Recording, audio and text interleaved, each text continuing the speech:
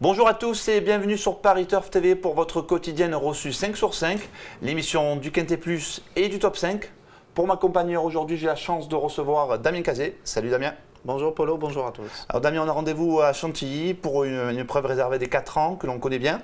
Certains débutent à ce niveau de compétition, d'autres ont des références. C'est une épreuve assez ouverte, on va évoluer sur la distance de 1900 mètres, une distance où il est difficile de revenir de l'arrière. Une course très compliquée parce que déjà donc on a exclusivement des 4 ans, donc il y en a quelques-uns qui n'ont pas beaucoup d'expérience et dans les événements et de l'expérience tout court.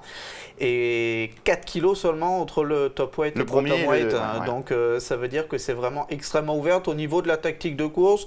Bon, après, tout dépendra. S'il y a un gars qui va devant et qui met tout le monde au pas, ça sera très difficile de revenir de l'arrière. Et s'il y en a un qui va devant et qui roule fort, ben, ça reviendra de l'arrière. Donc, moi, je ne pense pas qu'il y ait de règle. D'accord. En prenant tous ces ingrédients, on écoute de suite votre sélection. Alors, ce sera le 13, Colorado Jim, le numéro 3, Samir, le numéro 5, Colston, le 7, Starson, le 14, Good Deal, le 8, 1er avril, le 15, Réalisator et le 12, Polka Renard. C'est donc le 13 Colorado Jim, je vais y arriver.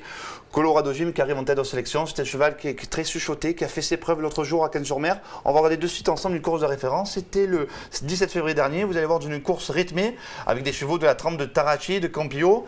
C'est un 4 ans qui a affronté ses aînés, il va se classer très bon 4e après avoir mis du temps à trouver le passage. Alors c'est surtout qu'à l'entrée de la ligne droite de la course qu'on vient de voir, il était dernier, il a refait un terrain considérable. Comme vous l'avez dit, il courait ce jour-là contre ses aînés, aujourd'hui il va courir uniquement contre ses contemporains. Autre donnée, il sera associé à Maxime Guyon et autre donnée également, il aura les œillères australiennes pour la première fois, ce qui va être évidemment un avantage. Et puis également il est entraîné par François Rohaut qui est très habile parce qu'il gagne un quintet sur 10 avec 10 partants, il en gagne 1 sur 10, donc ça veut dire que c'est une très bonne réussite. 10% de réussite à la gagne, voilà, c'est très bien. Et donc Colorado Jim est pour moi effectivement une très bonne chance dans cette épreuve. D'accord, on parle maintenant du numéro 3 Samir, c'est un cheval lui aussi qui est estimé, expérimenté et qui a déjà fait de bonnes valeurs sur sa fraîcheur. Voilà, donc Samir, c'est évidemment la base de la course pour la simple et bonne raison qu'il a participé à 7 événements. Il a terminé dans les 5 de 6 d'entre eux. Et le 7e, il terminait 6e, tout près des chevaux classés à l'arrivée. C'est un cheval qui a profité d'une course en apprenti en fin d'année dernière pour ouvrir son palmarès. Oui. Comme son entraîneur l'avoue, comme il est tout le temps placé, par définition, c'est un cheval qui n'a pas de marge. Mais c'est un cheval qui fournit toujours sa valeur, qui aime bien la PSF. Donc c'est la base de la course, il va finir dans les 5. Évidemment, enfin. On vous le souhaite, on le souhaite à nos téléspectateurs. On parle du numéro 5 Colston. Alors c'est un cheval aussi qui a fait ses preuves sur la piste en sable fibré. Dans cette catégorie, c'est un cheval qui va de l'avant. Corde 1, ça sent bon tout ça. Alors, c'est quand même un peu mi-figue, mi-raisin. Ouais. C'est-à-dire que c'est un cheval qui a prouvé qu'il était compétitif dans les événements. Il a fait des trucs de fou. Une fois, il a fait l'arrivée d'un événement en faisant tout à 3. Mais il a également montré des choses, quelques limites également. Parce que je me souviens d'une fois où il est allé tête et corde et il s'était arrêté complètement. C'est caractériel. Il y a des interrogations. D'ailleurs, son entraîneur, il a été très clair. Il a dit, je ne vais pas me prononcer avant la course, je ne sais pas. Alors nous, on ne va pas en savoir plus puisqu'il court pour la première fois 1900 mètres. Parce que toutes les valeurs qu'on a, il y en a certaines bonnes, c'est 1600 mètres chaque fois. Donc il y a un problème effectivement de distance, mais il a numéro 1 à la corde, donc ce qui peut nous laisser penser qu'Olivier Pédier va aller aux avant-postes, même probablement tête corde. Pourquoi pas mettre le peloton au pas, et dans ces cas-là, les 1900 mètres, il va les faire. Et je pense que c'est un cheval qui est probablement la meilleure valeur du lot. Maintenant, il faut voir le mental et puis il faut voir la distance. D'accord. On parle du numéro 7 Starson. Alors, il a toujours eu des bruits favorables qui circulaient à son sujet. Lui aussi, c'est mi-figue, mi-raisin.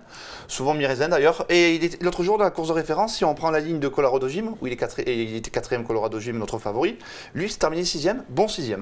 Voilà, et puis contrairement à plusieurs de ses adversaires du jour, comme Colorado Jim, il a participé au meeting de Cannes, donc ça veut dire que lui, au niveau de la forme, on en est sûr. Un entourage en forme. Et donc la dernière fois 6e, c'était pas mal du tout à ce niveau de la compétition. Et auparavant, c'était 1500 mètres, donc c'était trop court pour lui. Ici, 1900 mètres, ça sera très bien. Il a le niveau d'un quintet. Peut-être pas pour la victoire, mais c'est une bonne chance pour les places. D'accord, c'est un outsider très amusant. Effectivement. D'autant qu'il y aura une cote supérieure aux alentours de 10 contre 1. Là aussi, une cote amusante, on parle du numéro 14, Good Deal. Alors c'est un cheval régulier, lui aussi rompu vraiment dans les catégories handicap. Il a fait ses preuves en 2e épreuve. Là, il est bien placé au poids, il a repris un peu de fraîcheur. C'est amusant. Il a gagné 2 handicaps consécutivement, donc on pensait qu'il était barré au poids, et pourtant, que nenni, puisqu'il a refait l'arrivée par-dessus après ses 2 dernières victoires. C'est également le spécialiste du parcours, puisqu'il a couru 4 fois sur 1900 mètres, et il a terminé 3 fois à l'arrivée. Aptitude au parcours, forme récente excellente, bonne situation sur l'échelle des poids. Je pense que c'est tous les ingrédients réunis également pour faire l'arrivée. Son entraîneur est un petit peu moins chaud que nous puisqu'il le voit terminer plutôt 4-5e, une toute petite place. Et je pense qu'il peut encore faire mieux sur sa forme. Ben c'est parfait, vous l'avez mis en 5e position, Wadals. C'est ça. On parle du numéro 8, 1er avril, on a une info terrain le concernant. Vous allez voir, c'est un cheval qui a connu des problèmes de santé, mais qui revient bien. On l'écoute, c'est notre première info terrain. Écoutez, c'est un cheval qui a été malade à l'automne, donc je l'ai laissé tranquille, je l'ai laissé récupérer, ça va mieux.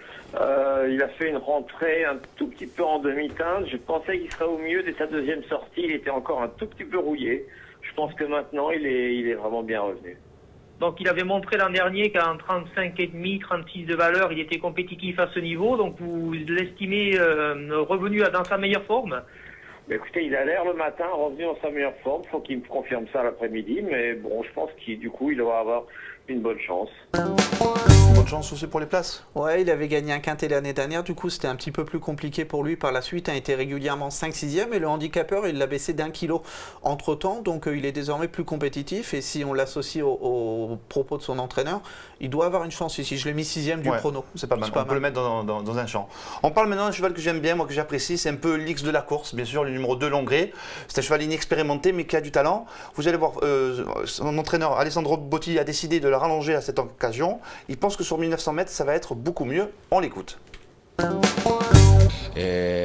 On a rallongé aujourd'hui, on est à 1900 mètres et Christian la dernière fois il m'a dit qu'à 1500 mètres c'était un peu plus de vitesse. Il avait gagné à 1900 mètres, on va sur la même surface où il a gagné. Maintenant Alessandro, la question c'est 38 de valeur, est-ce qu'il est capable? Je pense que c'est pas trop mal placé, c'est plutôt l'expérience. Donc avant coup, voilà, s'il est battu, ça sera par l'expérience, mais on peut en attendre une place? Et oui, je pense. Voilà. Est-ce que vous regrettez de ne pas l'avoir mis? Il a couru que 3 fois. J'aime pas les chevaux qui ont couru que 3 fois contre des chevaux qui sont beaucoup plus expérimentés. Les lignes, elles sont bonnes. Les 2 dernières lignes sont bonnes. On va dire que c'est un regret. C'est mon 9e en réalité. Il faut le mettre dans un jeu, effectivement, quand on fait un short. Voilà, moi je le mettrai dans un jeu. On parle maintenant de suite de votre sélection, le 401, je crois, Publio. Ouais, 401 Publio, parce qu'il a des lignes avec des chevaux qui participent au quintet. Et s'il avait couru la première épreuve du handicap, je l'aurais mis très haut dans mon prono. Donc je le mets en tête de la deuxième épreuve. On joue gagnant placé? Oui, gagnant placé, parce que c'est un handicap, quoi. Voilà, il faut les circonstances de course. Voilà. Damien, merci pour toutes ces informations. Demain, on retrouvera Philippe Petevno et notre ami Eric Brosselin. Ils auront du pain sur la planche avec un quintet en ligne droite, 1200 mètres pour la réouverture de Fontainebleau. C'est cadeau. Bon courage. Bon courage. Merci et à très vite sur Paris Turf TV. Au revoir.